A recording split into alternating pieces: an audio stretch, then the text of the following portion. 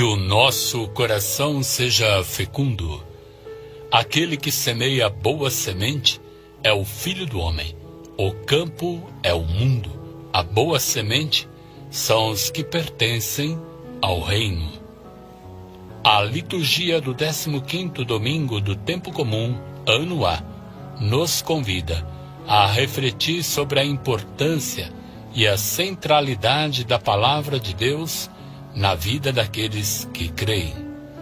A passagem da primeira leitura do profeta Isaías é um pequeno trecho do livro da Consolação e retrata a fase final do exílio, anos 550, 540 a.C.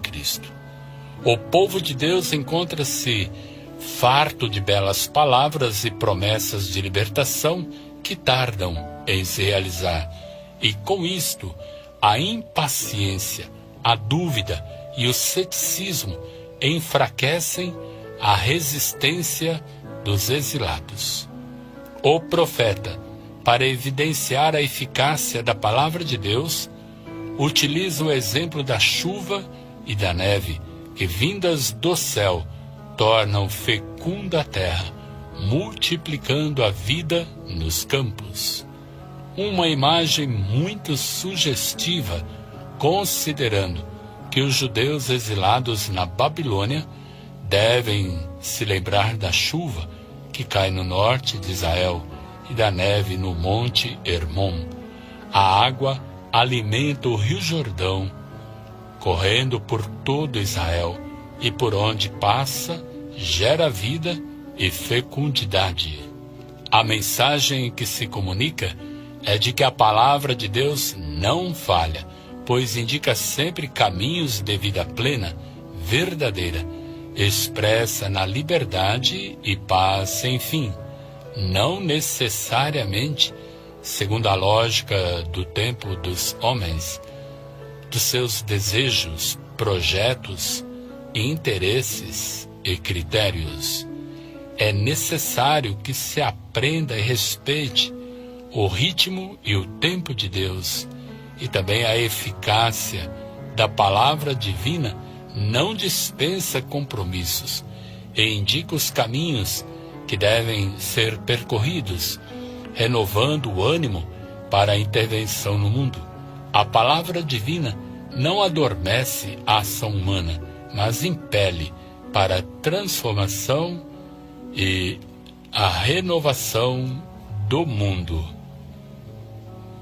Com a passagem da segunda leitura da carta de Paulo aos Romanos, continuamos a refletir sobre a vida segundo o Espírito, que consiste em deixar-se conduzir pela palavra de Deus. E isto só é possível quando se acolhe a salvação como dom de Deus, que nos é alcançada por meio de Jesus Cristo, na ação do Espírito, que é derramado sobre todos os que aderem ao seu projeto e fazem parte de sua comunidade.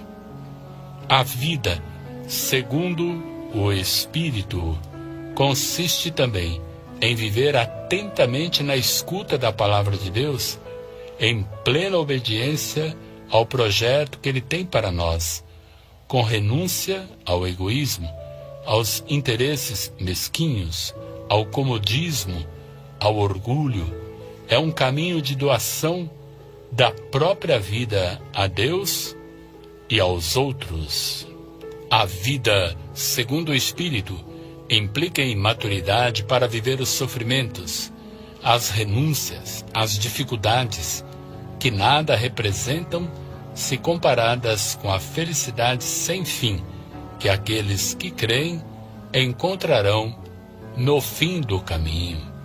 A vida segundo a carne é, por sua vez, marcada por uma vida onde impera o egoísmo, o orgulho e a autossuficiência, que conduz ao pecado, à infelicidade total e à morte. Viver consiste, portanto, em saber fazer escolhas, viver segundo a carne ou viver segundo o Espírito, sendo, pelo Espírito, pautar a vida pela palavra divina e por ela ser verdadeiramente conduzido.